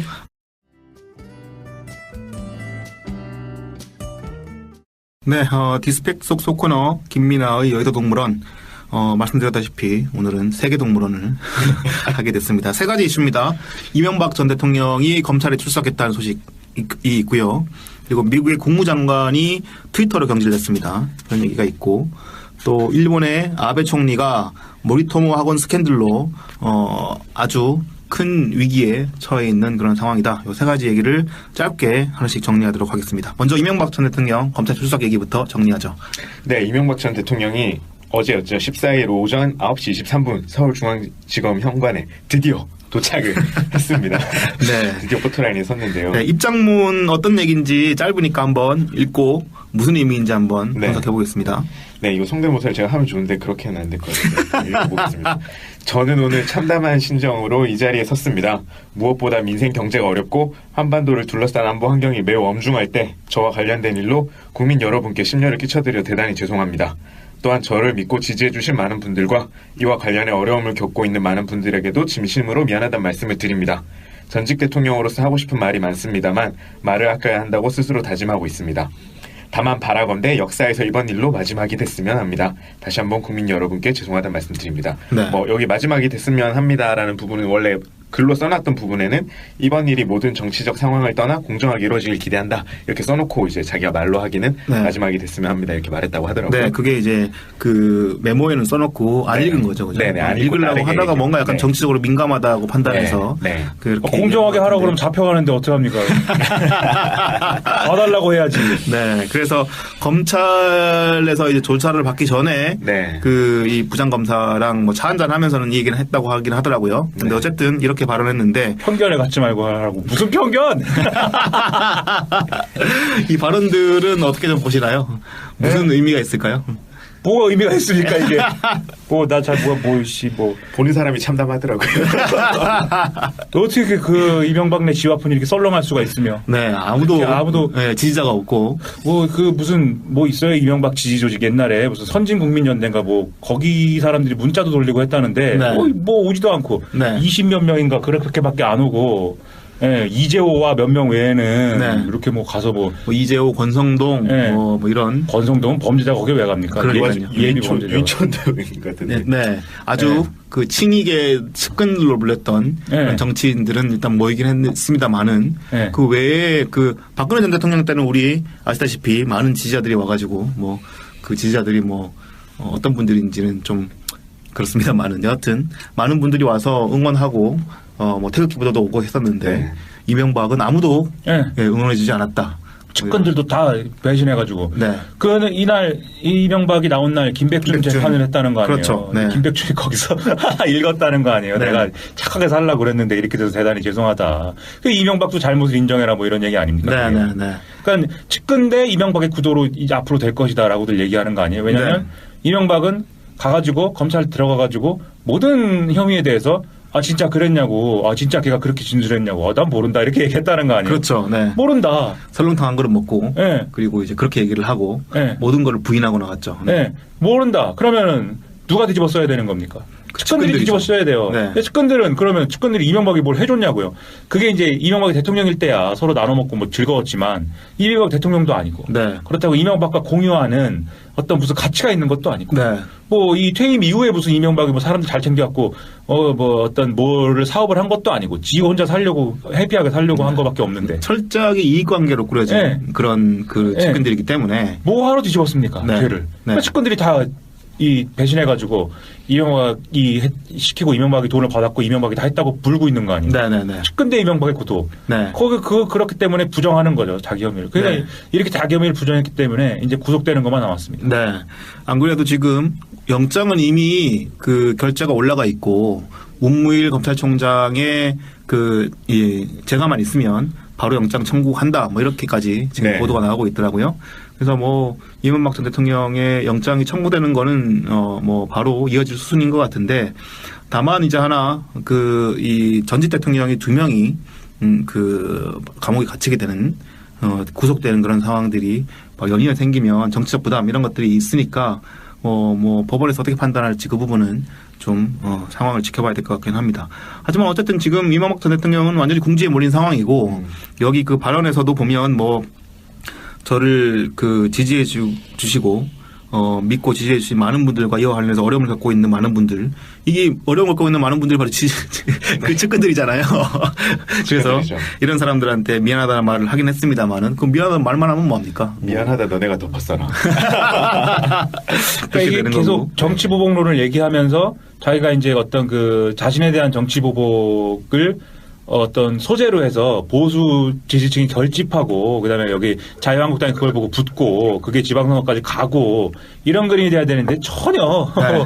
여기 자유한국당도 지금 무슨 뭐 보듯이 강 건너 불구경하듯이 근데 뭐 홍준표 대표나 김성태 원내대표가 뭐 한마디 하기는 했더라고요. 네, 그 한마디도 거의 면피성 발언이지. 네. 원래대로 하면 그거 다 서초동 가서 들어 누웠어야 되는 거 아니에요. 네, 네, 그들의 지금까지 해놓은 얘기에 의하면은. 그렇죠. 네. 다 정치 보복이고 모든 걸 이명박을 잡아가기 위해서 문재인 정권이 엄청난 짓들을 하고 민주주의를 붕괴시켰다는데. 네. 가서 들어 듣고 해야지. 그냥 관건도 불구경이나 하면서. 네, 홍준표는 페이스북에 글이나 쓰고. 네.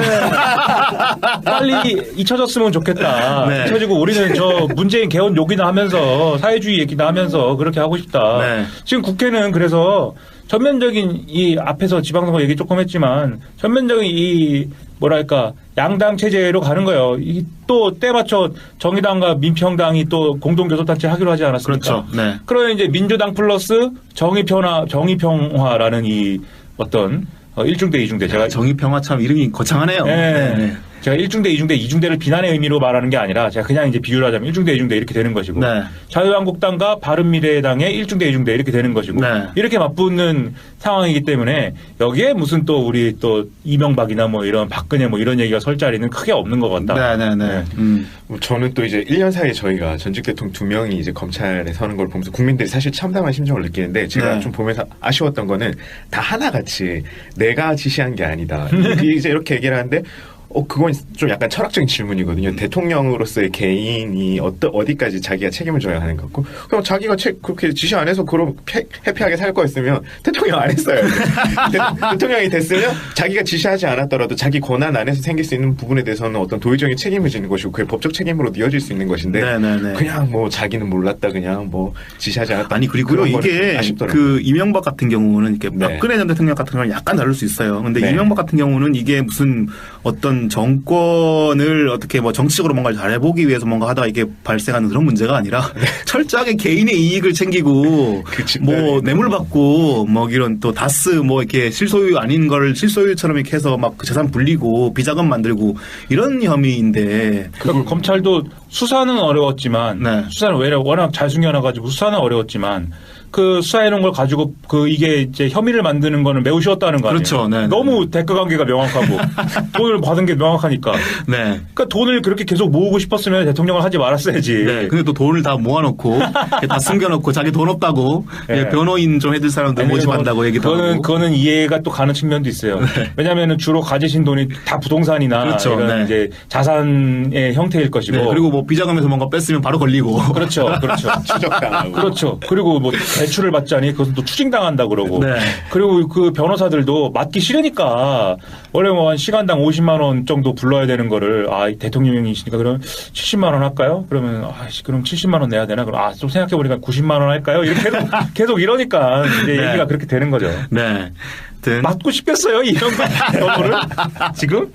그래서 뭐 정동기 뭐 강훈 뭐 이랬던 예전에 이명박 측근들이 뭐 왔다가 정동기 전 수장은 못 맡게 됐고 뭐 이런 일들도 막 발생하고 했는데 여하튼 뭐 설렁탕 많이 드시고 네.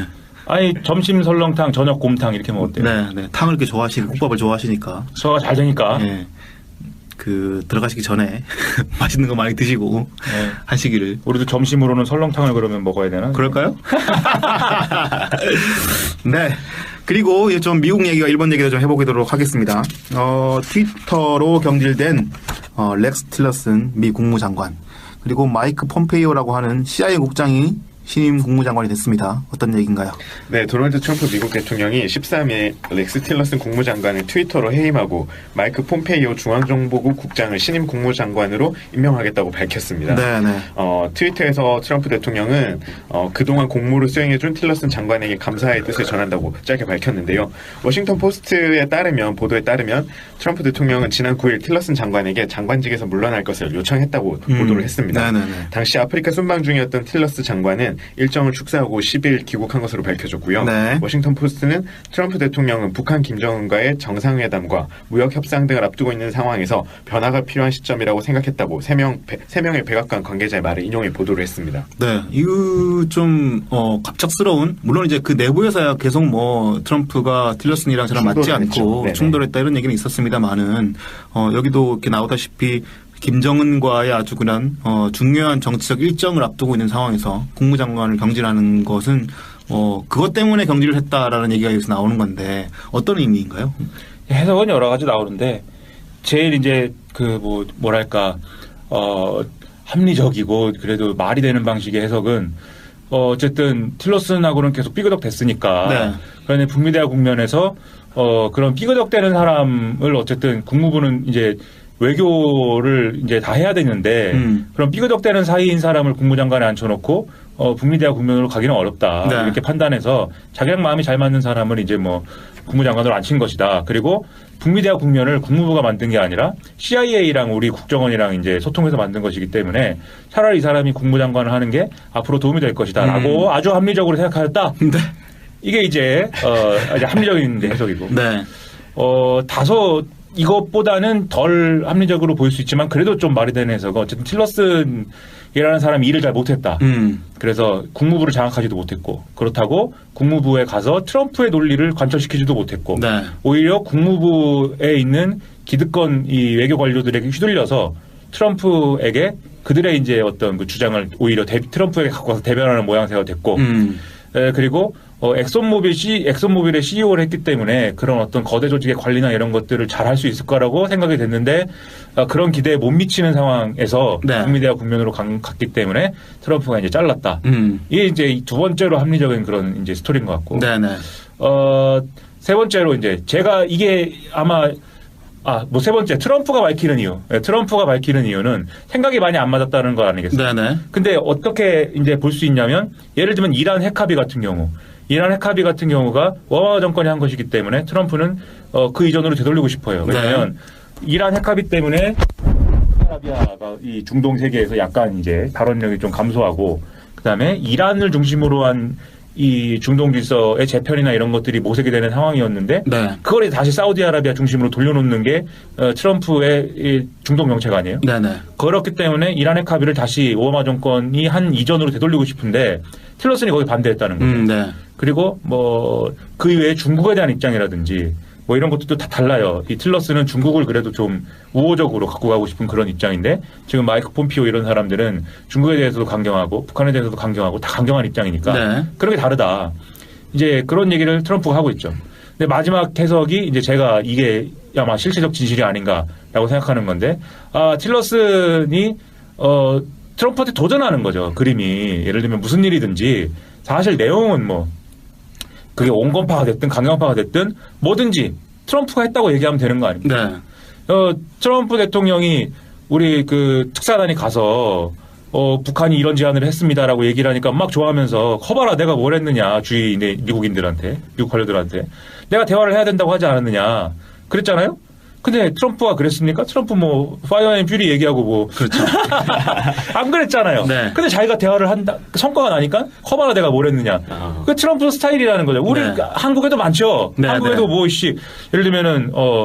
예를 들면은 이재훈 님이 제가 이제 김민아 부장이고 네. 이재훈 기자인데 이재훈 기자가 계속 이 기사는 이게 우리가 지면용으로 쓸 게 아니고 디지털용으로 써야 됩니다. 근데 이재호 기자는 오소독스한 사람이어서 지면용으로 이렇게 정리된 기사를 써야지 디지털용 뭐 이렇게 질질질 나오고 이런 거 싫어요. 침 튀었네요.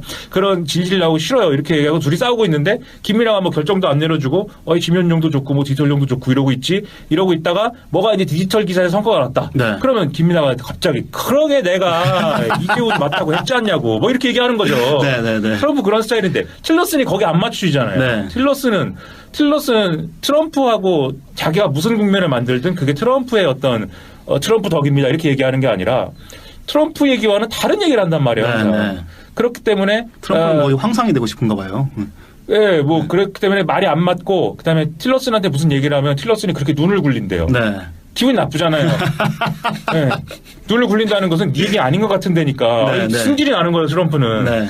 그런 게 작용한 게 아니냐. 네. 근데 이제 마이크 폼피오가 이제 됐으니까는 보수 언론은 야 큰일 났다라고 쓰고 말이죠. 네. 뭐 이런 분위기인데 그것도 보수 언론이 왜 큰일 났다고 쓰는 건가요? 이 강경파가 네, 돼가지고 야 이거 문재인이 하는 북미대화 이거 망하게 생겼구만. 그걸 어떻게 될지 모르겠다. 야 큰일 났다. 한국의 보수 언론이요? 네. 네네네. 그런 상황인데 이것도 이제 전망이 양쪽으로 나뉘더라고요. 첫 번째는 이제 그 마이크 폼피오가 됐기 때문에 북미 대화가 앞으로 좀 어려워질 것이다. 그래서 북미 대화에서 미국이 더 어떤 그 압박을 더 심하게 가할 것이고 들어주기 어려운 조건을 제시할 것이다. 네. 그렇게 보는 사람들이 있는가 하면 반대쪽에서는 일단 어쨌든 트럼프가 마음에 안 맞는 사람보다는 마음이 맞는 사람을 데리고 북미 대화를 하는 게 성과는 더 좋을 수 있다. 네. 그리고 오늘 나오는 얘기는 정의용 우리 국가안보실장하고 그 마이크 폼피오랑 말이 잘 통한다.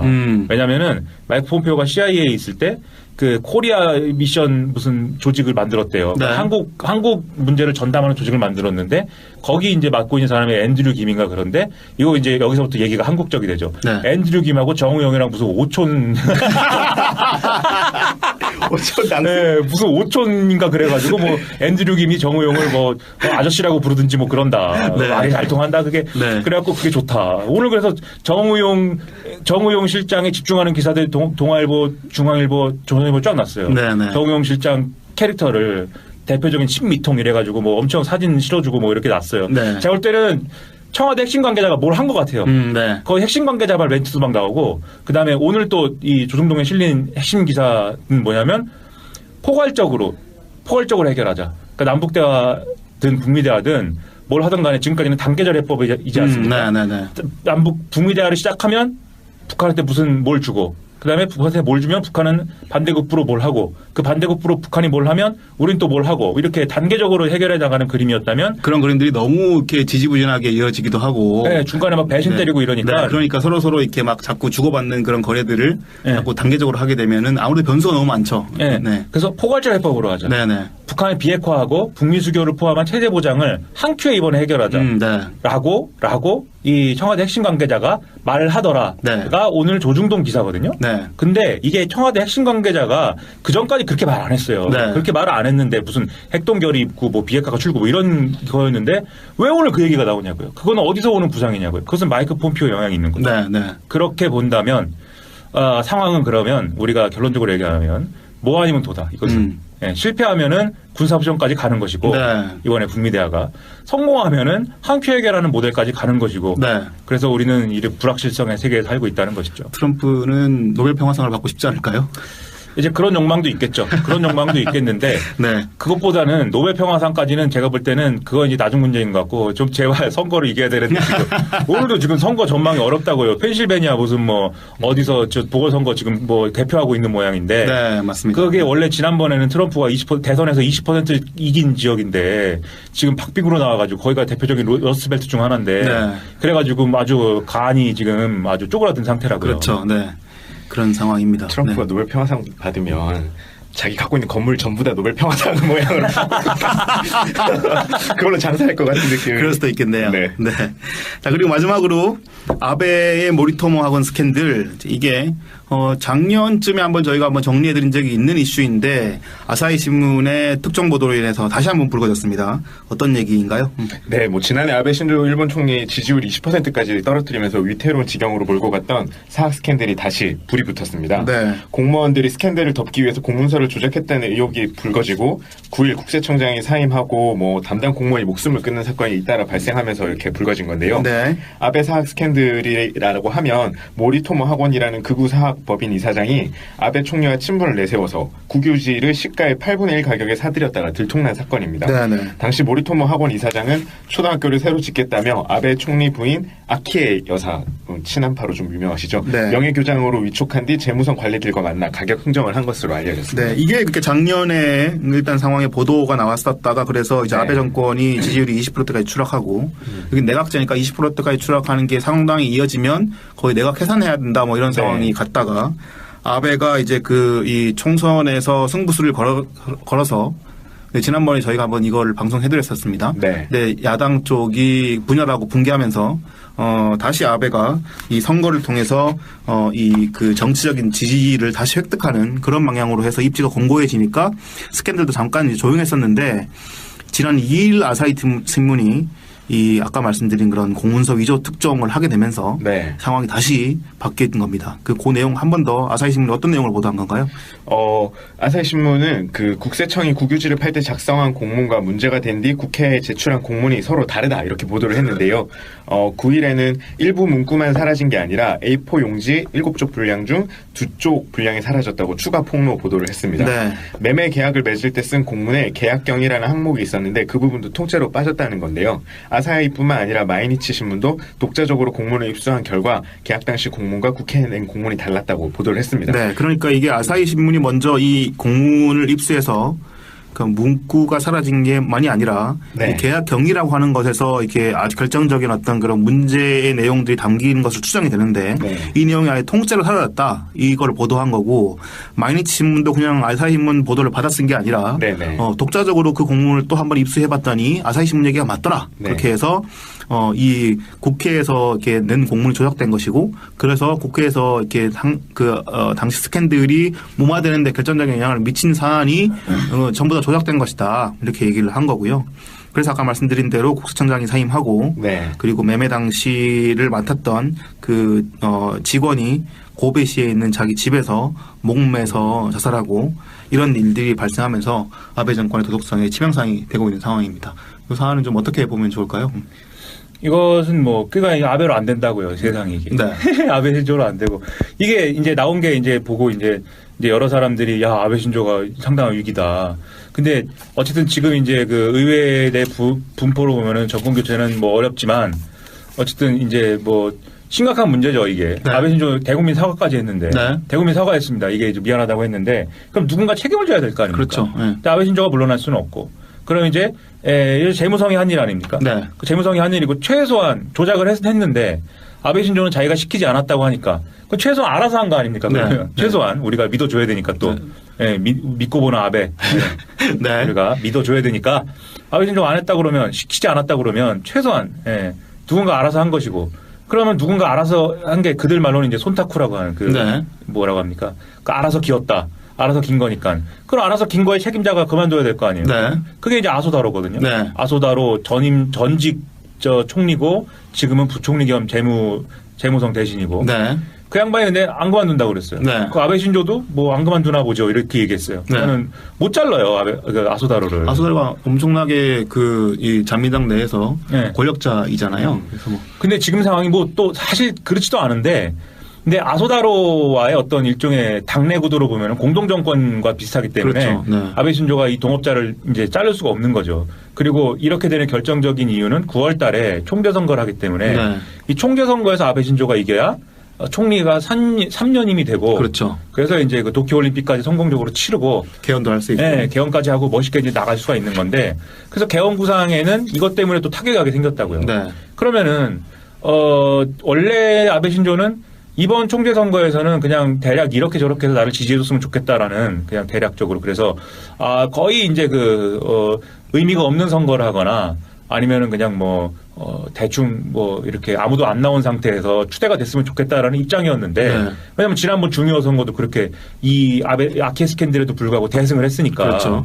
근데 이것 때문에 다시 그러면 이제 일본의 파벌이 이제 막 정신으로 돌아가기 시작하죠. 네네. 그래서 지금 이제 그것과 관련해서는 이제 유력하게 나오는 게 이제 이시바 시게루라는 이제 전 자민당 간사장을 맡았던 사람인데 이 사람은 계속 아베 신조한테 내부에서 도전했던 사람이에요. 네. 이 사람은 약점이 있어요. 뭐냐면 파벌이 없어요. 네. 자기 파벌이 있는데 과거에 이제 자기는 파벌이 없다. 무파벌을 갖고 나왔던 사람이기 때문에 어쨌든 자민당 내 총재 선거라는 건 파벌 구도에 의해서 그렇죠. 돌아갈 수밖에 네, 없기 네. 때문에.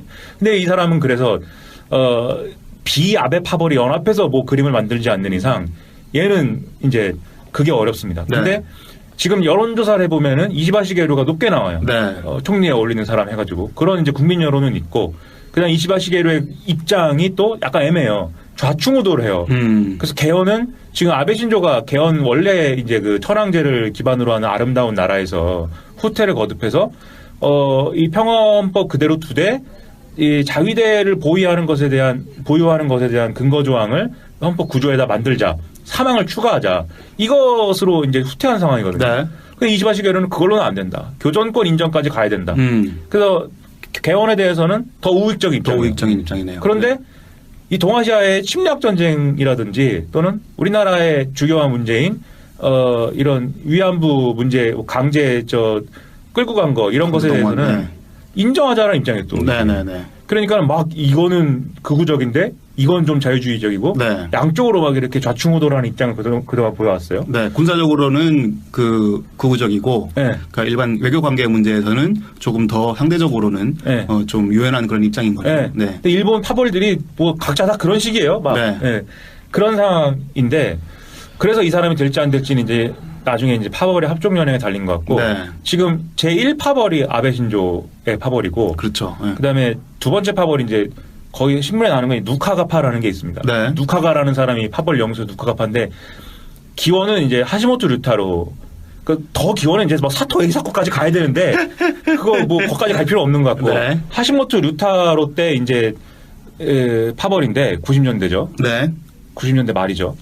그 사람들은 원래 이제 과거에는 온건파였는데 하시모토 류타로 때 우익으로 많이 온 사람들이에요. 그래서 그 사람들은 약간 4분의 1 될 것 같고 네. 그래서 아베 신조로 하자는 쪽과 이시바 시게루라도 하자는 쪽과 자체 후보를 내자는 쪽과 좀 이렇게 좀 아사리판 될 것 같고 3등이 이제 기시다파입니다. 네. 이 여기는 이제 전통의 이제 굉지회라고 하는 이름의 그 파벌이 있는데 거의 저 멀리 가면 이케다 하야토인데 그것도 뭐 중요한 건 아닌 것 같고 여기는 약간 온건파예요. 네. 기시다 후미오가 이제 그러면 또 이시바 시게루에 이어서 또 다른 유력 인사다라고 네네네.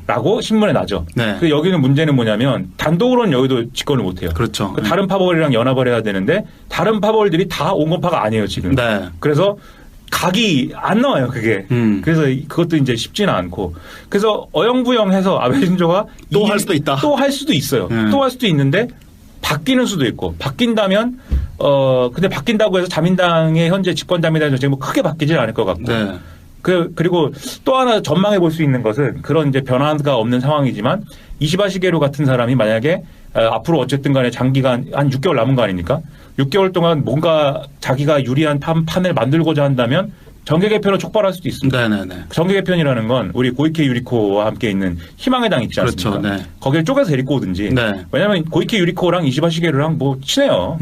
2012년도에 이시바 시게루가 총재 선거에서 아베 신조에 도전할 때 고이케 유리코가 이시바 시게루를 지지했다가 망한 거거든요. 네네. 이시바 시게루 안 돼가지고. 그래서 거길 쪼개서 데려오든가 뭐 이런 정계 개편을 촉발할 가능성도 있는데 그런다고 해서 어떤 아베 신조 정권, 일본의 자민당 정권이 정책의 어떤 그 우경화 수위가 낮아질 것이냐 그렇게는 보기 근데 어렵고. 원체 뭐 자민당 자체의 일당 독재 체제가 네. 독주 체제가 네. 너무 이렇게 공고하고 네. 일본의 야당은 거의 붕괴 상태이고 네. 그런 상황이어서 아베가 권력을 잃는다 하더라도 다시 결국은 자민당 정권인데 그렇죠. 자민당 내부에는 뭐 온건파들이 아주 소수이고 네. 이러다 보니까 일본의 전반적인 정치적인 스탠스는 크게 바뀌지 않지 않을까 그렇죠. 이런 생각인 겁니다. 다만 네. 위안부 문제는 풀릴 수도 있습니다. 네네네. 그건 이제 뭐 장담 못하지만. 네. 뭐 작년에는 20%까지 추락을 했는데 아직 이제 이번 사건 때문에 50% 선이 무너지긴 했는데요. 아직 40% 선을 네. 지키고 있어서 네. 조금 더 이게 아마 지켜보긴 해야 될 것 같아요. 뭔가 더 추가적인 보도가 있지 않을까라는 네. 그런 얘기가 있을 텐데 그게 만약에 좀 더 나와서 이 여론이 계속 악화하는 방향으로 조금 더 가게 되면 조금 더 지켜봐야 되겠죠. 그렇게 되면은 뭐 걷잡을 수 없는 방향으로 갈 수도 있어서 이게 문서 조작 뭐 이거 거기에 따른 공문서를 뭔가 좀 변경하는 이런 부분에 대해서는 네. 일본 내에서 원체 이 민감한 사안이고 그런 부분 상당히 일본 국민들이 별로 안 좋아하는 사안이기 네, 때문에 맞습니다. 네, 그래서 여론이 상당히 안 좋은 방향으로 가지 않을까 그런 생각들이 우리 트럼프 보입니다. 대통령처럼 트위터로 투명하게 하시면 되는데 그리고 우리나라 같은 경우 이거 문서 좀 고쳤다고 해서 크게 문제 안 돼요. 맞아요. 그거 고쳤나 보지 뭐 하지. 다 그렇게 하는 건데 먼저면서 네. 뭐 그럴 수도 있지 뭐 이럴 실수라고 텐데. 그러고 뭐. 네, 일본은 이거 상당히 민감하게 난리가 납니다. 근데 네네. 뭐 문서로 기록 남기고 이런 거에 대해 상당히 민감한 그런 나라여서 인터넷 하나 신청할 때도 그렇게 그게 복잡하다는데. 네네네. 그래서 하여튼 좀 일본 물론 제가 일본을 가본 적도 없지만 가봤잖아요. 2번 가봤지만 살면서 2번도 잠깐 가봤지만 여하튼 계속 흥미롭게 정치적인 상황이 이어질 것 같아서요. 일본의 정치적인 상황이 결국은 또 한국하고 정치적 상황이 연결될 수밖에 없기 때문에 네. 잘 지켜보시고 또 물론 틸러슨도 여러분들에게 전해드렸던 이유가 대북 관계 문제와 한반도 문제와 다 연결되어 있는 문제여서 전해드렸습니다. 네, 정리드렸다시피 조금 있으면 그 문재인 대통령이 개헌 발의를 하게 되면 급속하게 논의의 구도가 개헌 구도로 가게 될 것 같고 정치적인 논쟁이 아주 커질 것 같습니다. 여러분들 많이 지켜봐 주시고요. 문재인 대통령의 개헌이 성공할지 또 이게 정치적으로 어떻게 지방선거까지 영향을 끼칠지 이런 부분까지 한번 잘 살펴보실 수 있으면 좋겠습니다. 네, 저희 방송은 오늘 여기까지고요. 끝까지 들어서 고맙습니다.